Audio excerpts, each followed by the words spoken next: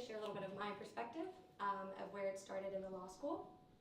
And so, like other universities, it started with our Environmental Law Society, and I had the opportunity of working on those efforts during my first year of law school, part of the Energy and Climate Division of our Environmental Law Society. And we looked into the question of what does it look like for law students to divest. I have to be honest, I was 1L, I wasn't familiar in the space, I didn't really know where to begin. We met with Professor Elisabeth, who is our faculty advisor for the club and I think continues with the ELS. And how do we best approach this multi-layered campaign, the different strategies to consider? We thought about petitions and research and how to get other players involved, like maybe partnering with the New York Climate Exchange to give support to students. And we kind of kicked off those efforts, but as I settled into the next year, thankful enough to be the vice president of the Environmental Law Society, I didn't continue as closely with the research, and that's where Carington comes in. She, along with other law students, continued that research and ended up building onto that report. And then it just kind of became apparent that the complexities of this and the initiative is so much related to the university. You can't really separate it from that, and how do we collaborate and build with them? And it's not that law students' efforts aren't enough. It's really not, hasn't seemed to be a problem to find people who are passionate about this. It was really just the practical continuation of our work over the years. When people graduated, between different roles in in ELS, there was just kind of a gap, or sometimes it was falling through. And so when we looked at that obstacle, and as Professor Homersky kind of hinted at, me and Carington got together. We were still passionate about this, but it's our last year of law school and we're about to graduate. How do we make sure this continues?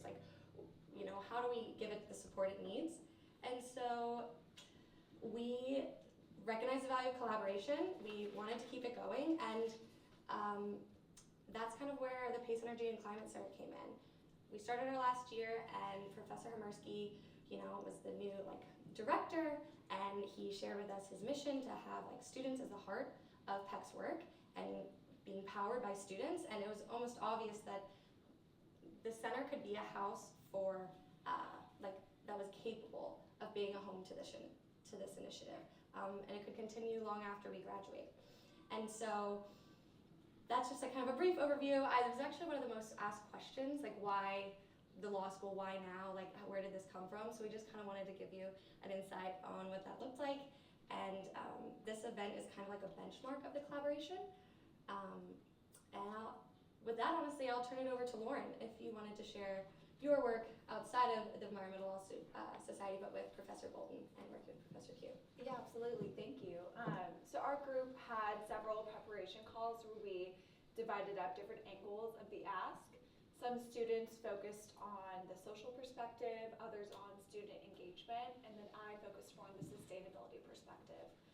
So working alongside Professor Bolton and Professor Q was amazing. Professor Bolton in particular was very exceptional in making sure every student in the room felt well prepared and secure walking into this high stakes situation with the Board of Trustees. And that really mattered because I think there is kind of a risk with bringing students into the bargaining table. Sometimes it can be treated like a symbolic gesture, like the kids sitting at the grown-up table. It can seem cute without really being taken seriously. And that's something I really want to push back on, and something I really learned from this experience is how important it is to push back on that dynamic and find opportunities as a student to place yourself at that bargaining table and show up prepared and grounded so that there's no question of whether you belong there. And that's something that I'll carry forward with me long after law school. So thank you both for that opportunity. Because here's the thing, students being brought into real institutional conversation isn't just good optics, it's good strategy. We're the future of this university. Current students care deeply about climate responsibility and the social impact of the institutions we belong to. And that doesn't end at graduation. When alumni know that their university investments align with the values it teaches, they stay engaged. They feel proud. They give back financially. socially responsible investment policy isn't just an ethical stance, it's a long-term relationship strategy. And that was at the heart of the message that we brought to the Board of Trustees. We highlighted 3 things. First is what I just mentioned, the long-term value of aligning student and alumni values. Second is the economic and fiduciary duties and rationale for sustainable investing. And third is the reputational risks of inaction. And within 3 days of drafting this law student letter, we had over 45 law student signatures in the middle of classes, exams, all of our extracurriculars. We barely have time to sleep. We don't, have time to sit down and write letters and sign things, but 45 people still put their name on this. It's something that we all really, truly believe in. And to me, that's the clearest evidence that students are not indifferent. We're paying attention and we want to be part of the conversation. Exactly. So what Lauren is highlighting here is the real reason why student involvement in this work matters so much. This isn't just about being a part of the conversation, it's about actively shaping that narrative that we want. So to bring us to today, this conversation is now being housed within the PACE Energy and Climate Center. But it's bringing together a range of voices from different organizations, including the Environmental Law Society, as Francis mentioned, and some work by the PACE Environmental Law Review. One thing is clear at PACE, and we all know it, it's not difficult to find students who care. I mean, just look around this room, right? The real challenge is creating the structure to turn that interest into sustained, coordinated, long-term action. At the same time, what we're doing here today does not exist in a vacuum. PACE isn't reinventing the wheel today. Divestment efforts have already been happening at universities across the country for years. So what are we doing? We're building on that momentum. Over the past few months, PACE students have been researching what efforts have looked like at other universities, where they've succeeded, where they've faced barriers, and what strategies actually move the needle that we can take into play. That research has opened the door to conversations with universities like Columbia, Cornell, NYU, Seton Hall, all who are here today, as well as other universities like Rutgers and CUNY, who have already recognized the traction that this type of collaboration can bring and are looking and eager to be a part of our future action. So what's really been missing, and what we're trying to build here today with this event, is the connection between all of these moving parts. As we have seen in isolation, research, student outreach, and even faculty involvement can only take this progress so far. But when we bring all of that together into a shared conversation, we're about to create a network where students can learn from one another. They can take those insights back to their own institutions, and they continue pushing this work forward in a more connected and strategic way. So I want to pass that over to Louis, and so he can tell us a little bit more about why these divestment strategies matter. So I had like 5 pages, but then Professor Q spoke and Professor Bolton spoke, so summarized it for me. Many of the points that you've mentioned through your research, I think can be summarized in a simple term. This is no longer just a social imperative, but it is also a business imperative.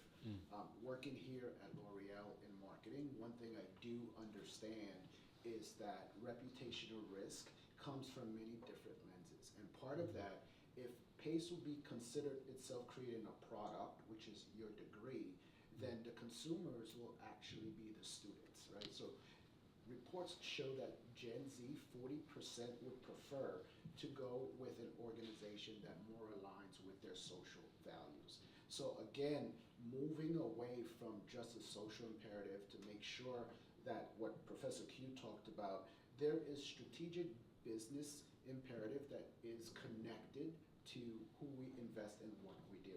And so by taking that stance of a fiduciary duty and showing the data to show how you can avoid the risk and still make just as equal, if not more, money for the endowment is a position that is strongly aligned with the strategy. So again, I'm summarizing everything. I don't want to be repetitive, but yes, along those lines of tying how we do business, who's watching, right, and how we influence society, and how we also be the leader in that. As the #1 environmental law school, the question begs itself, why are we still involved in betting against our future? Yeah, so I want to build a little bit on what Louis is saying, what we heard from Professor Q, and what we heard from Professor Bolton. We already have the evidence, we already understand the risk, and And we already see that there's a clear contradiction that arises when a university, especially one like PACE, continues to invest in fossil fuels. So with that in mind, these investment decisions point to something deeper, an institutional layer that shapes how universities define their responsibility. This is especially relevant for PACE Law School, the top environmental law program in the country for 6 consecutive years. That reputation signals real leadership in environmental law, climate policy, and sustainability. So it raises a very direct question. If we're already recognized as the leader in environmental law, why aren't we also leading in how the institution itself approaches sustainability in their own investments? And that is where the endowment comes in. Because for universities, their investments matter. It's not just a financial portfolio, right? It's an extension of the institution's identity. That signals that universities stand for, what kind of risk they're willing to accept, and what kind of future it's helping to support. So when a university builds its reputation on environmental leadership, bringing in students from around the world to study environmental law, and continues to blast this #1 environmental law program in every advertisement, you start to create a real reputation. And there comes a point where you have to practice what you teach yourself. So the real expectation from students, faculty, and alumni is that these internal policies should align with what they come to PACE to learn and teach. So when that alignment is missing, it doesn't just create a tension, but it actually creates a credibility gap, right? So when people go out to select what university they want to attend, whenever alumni are deciding where they want to donate, this is where that conversation comes in. So when we bring this all together, reputational risk, fiduciary duties, and institutional identity, the question becomes less about whether the university should consider sustainability and more about how they justify not fully integrating this decision into their governance. That's a really great point. And I want to push back on one misconception that often derails this conversation.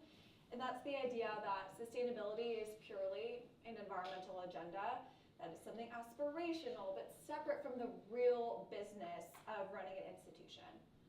It's not. Sustainability at its core is about business continuity planning.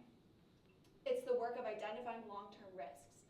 So you can think of regulatory shifts, stranded assets, reputational exposure, changing market conditions, and building frameworks to address these topics before they become a crisis. And the regulatory environment especially is moving so quickly. The EU CSRD and CSDDD are already expanding in scope and what institutions must disclose and account for, including Scope 3 emissions, which includes investments under Category 15 of the GHG protocol that kind of governs all these disclosures. And that explicitly covers investment portfolios.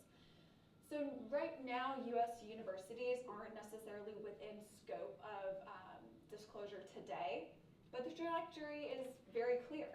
Scopes are expanding, standards are tightening, and the institutions that get ahead of this now by building these frameworks are the ones that are going to stay ahead in the long run. So developing this internal expertise, hedging the risks against holding these assets, those universities doing this now will be far better positioned than the ones that hold off until it's a crisis.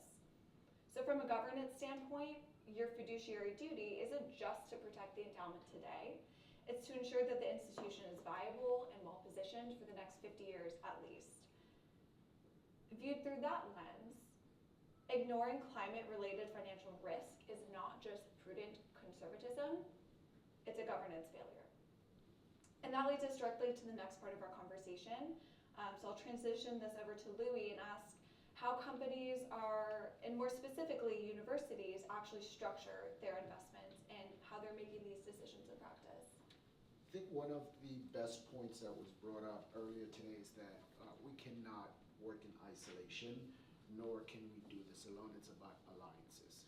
And so when looking forward towards the next steps and what the future looks like, it's about strategic partnerships.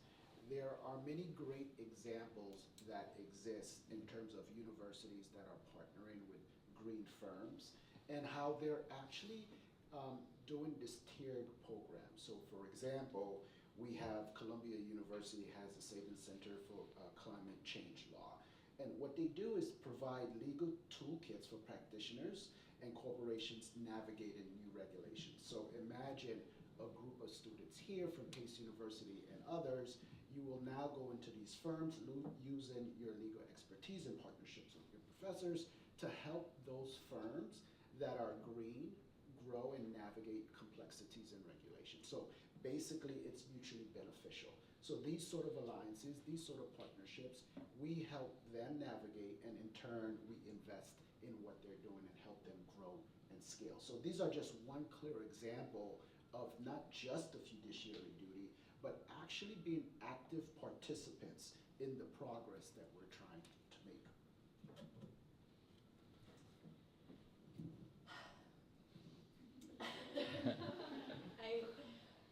I am thankful to be on this panel with you all today and for hearing everything that people are contributing to the conversation. When we look at how divestment actually happens, it's not a single playbook, right? We've learned about all the complexities today, and every university is different board of trustees, different interests, but it happens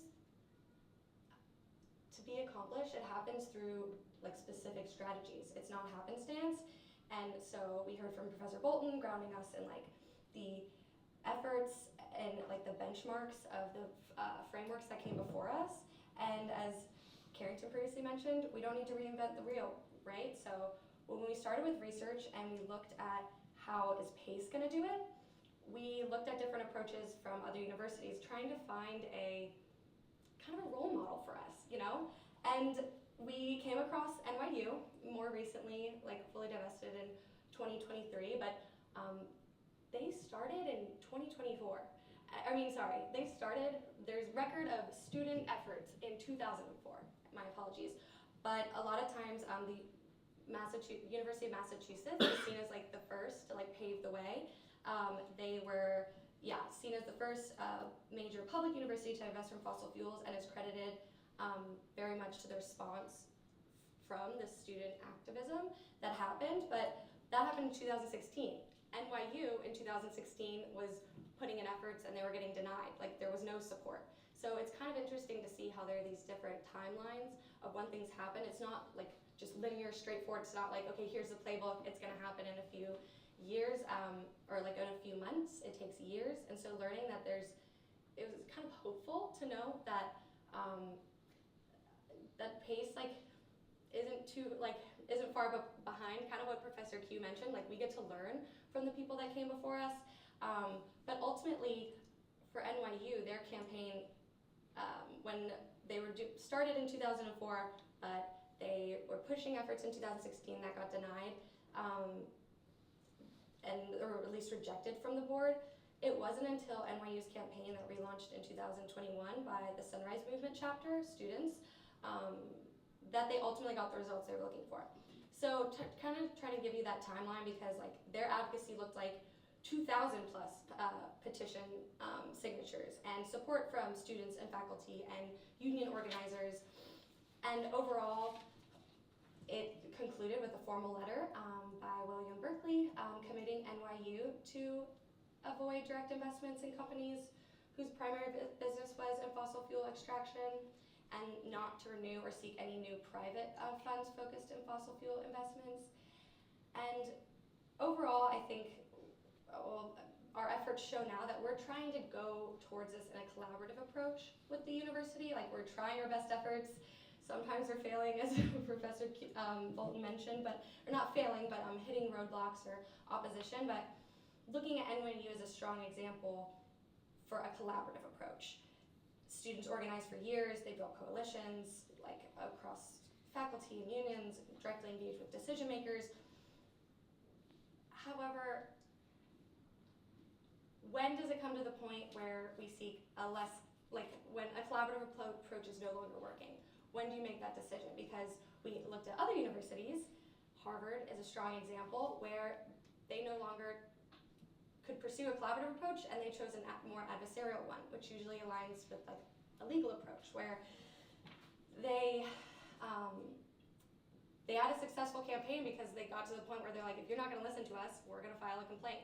And it had success. Now you'll see on Harvard's university's website, they're very excited to share about it and in depth and kind of boasting it, but it's still it was new for them. It was what, in the past 5 years, I so when we look at PACE, kind of having those conversations of like, what's our path going to look like in the future? Are we going to need to maybe pursue a more adversarial approach, a lawsuit against the university, file a complaint with the state's attorney general, like the university or Harvard University? And so I think like we don't really have an answer to that yet, you know? But I feel strongly about pursuing more of a collaborative approach at first, but I think a conversation to have with everyone in here is, you know, maybe when do we pick things up a notch? Like when do we suggest to the Board of Trustees that, or not suggest, we bring something to the Board of Trustees that they can no longer ignore. And yeah, so as we look during today, like hopefully those conversations will happen and we'll get to hear from all of you on your opinions on it, but from the rest of our panel before we kind of wrap things up, hearing what you're thinking of the future. And I didn't mean to sound like, you know, pessimistic or not enthusiastic, or maybe like the talk of like filing a complaint seems so like dramatic, but from our takeaway from our conversations, you know, if you wanted, maybe Lauren to kick us off, like if you wanted to share what you thought about for the future and your opinion on it. Sure. So sustainable or climate aligned investing involves a spectrum of strategies that you can adopt kind of depending on where you're at with your investments and where you want to go with them. At the most foundational level, like Professor Bolton, Professor Q mentioned earlier, that involves negative screening, so removing direct investments in fossil fuel companies from your portfolio and from the endowment. But there's also a more forward-looking approach called positive screening. This goes beyond exclusion, and this means actively allocating capital towards companies and funds that build on the clean energy economy or meeting really strong ESG benchmarks. For PACE specifically though, there's something deeper at stake here. PACE law, we've said it a million times today, has built its reputation as the #1 environmental law program in the country. And so part of that is the Sustainable Business Law Hub. It's a growing center for exactly this kind of industry and academic collaboration. It's a space where legal frameworks, business practice, and sustainability coverage is converging. And that's not incidental to PACE's identity. It is PACE's identity. And honestly, it's a big reason why I think a lot of us chose to come here. PACE genuinely encourages students to contribute to the future of sustainable business and law. And that culture impacts the intellectual leadership here, and it's something I'm really proud to be a part of. But that culture has to be legible beyond the classroom. It has to show up in how the institution allocates its resources. And a climate-aligned and value-aligned investment policy wouldn't just reduce exposure to this stranded asset risk. It would signal to every prospective student and current student and donor and partner that PACE doesn't just teach these values, it lives them. And that's the kind of institutional leadership that I think would position PACE not as a follower in this conversation, but as a model for what law schools can do. And so I'll pass it off to Louis to see what students can expect or hope to see going forward. So I'm very new to the conversation, obviously, a 1L, and I've just recently met professors, so I'm just still building my knowledge base. But from a business perspective, I'm not new to how we can influence. And for me, personally, what we can look forward to is strategic partnerships, right? So in marketing, in a company such like L'Oreal, there's two ways you can go ahead and influence the market. One, you look at trends, and you really follow what other people are doing, or if you're really positive and confident, you build it and they will come, right? So the idea of strategic partnerships is how do PACE and green companies align, do great work that the endowment cannot ignore, right? So while Professor Bolton mentioned that you had a great proposal, they don't deny it, but they didn't do it. And so I'm still baffled as to why. And so I'm thinking a method of influence, if we are actively participating and partnering with green companies who are doing it well, organizations such as L'Oreal or organizations that really focus on clean energy, and we're innovating, with them. As a team here, they can't ignore that type of work. And so therefore, slowly influence them to move away. Because there's still that, oh, they don't disagree with us, they're just not doing it, right? So there's another thing we can do now is, again, build it and they will come. And that's what my focus will be as part of this group moving forward, is how can we partner strategically and also create awareness of what the work that PACE is doing. And so therefore, from that point on, then they're just gonna have to get on the bandwagon. So I want to close this out by talking a little bit about what I expect the future to be, right? And what I expect the future to be is this room. So I want to prime your conversations that you're going to have with a couple of examples of what reinvestment looks like, because that's really where we're headed. And it might be out of the context of what we're talking about today, but I hope that it will help inform your conversations by providing you a couple of examples. So Washington University took some of their divestment efforts and reinvested it into impact investment pools, which is investing into ESG-focused groups that are doing on-the-ground work. So kind of taking that divestment and moving it to a ground-up approach. Williams College focuses on reinvesting into circular economy efforts, taking ownership stake in companies that are developing technology to reduce consumption and waste, and have fossil fuel divestment efforts at their focus.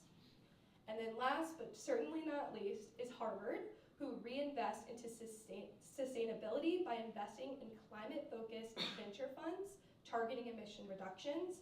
They also specifically take their investments out of what is dirty energy and reallocate it into clean, renewable energy to help build infrastructure.